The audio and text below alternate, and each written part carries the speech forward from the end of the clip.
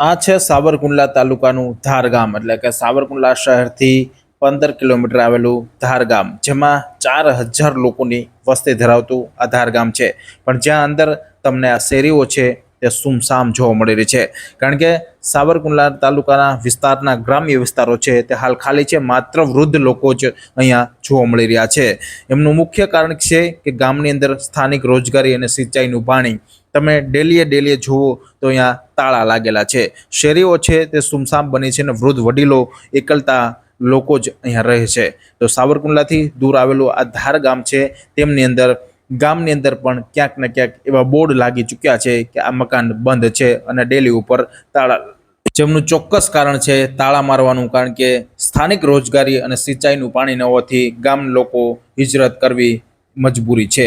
સુરત, અમદાવાદ જેવા વિસ્તારમાં સ્થાયી થઈ છે અને આવનારી દિવાળીમાં લોકો છે તે અહીંયા જોવા મળશે, પણ માત્ર 10 દિવસ દિવાળી સુધી જ લોકો છે તે ગામડામાં રહેશે અને બાકીની શેરીઓ છે તે સુમસામ રહે છે. આવો જાણીએ કે નાવલી ન્યૂઝ દ્વારા ગામની મુલાકાત લીધી અને રિયાલિટી ચેક કરીએ ત્યારે સરપંચ સાથે શું વાત કરી. મારું નામ હંસાબેન હસમુભાઈ કાકડિયા, આ ગામમાં હું સરપંચ છું અને આ ગામની અંદર વિકાસ ખૂબ સારો છે.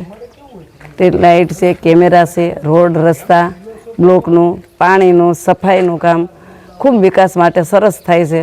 પણ આ ગામની અંદર અમારે ખારો પાડશે એટલે રોજગારીની થોડીક બહુ ઓલું છે, એટલા માટે અમારે બાળ બચ્ચાને બહાર અમારે મોકલવા પડે છે. કારણ કે અહીંયા રહી તો અમે ભણાઈ ગણાઈ ન શકીએ, પૂરું પડે એમ જ નથી. તો જો કોઈ ગવર્મેન્ટ તરફથી આપણને જે છે એનું કામકાજ આવે કે કેનાલનું, મીઠા પાણીનું, તો અમારી ખેતી તો બહુ જ સરસ થાય એમ છે. તો ને બધાએ સિટીવાળા આ તરફ ગામડા તરફ વળે એમ જ છે, એને આવું જ છે. પણ અત્યારે ખારા પાટની 4 મહિનાની અમારે મુલટ લેવાની, એમાંય જો એવા વરસાદ થાય, ઓછા વરસાદ થાય તો અમારા ગૌઢિયાના રોટલા નીકળતા નથી. ગામની વસ્તી કેટલી નથી? ગામની વસ્તી અમારે 4000 4,500 છે. અત્યારે હાલમાં અમારા ધાર ગામની અંદર 500 થી 550 છે.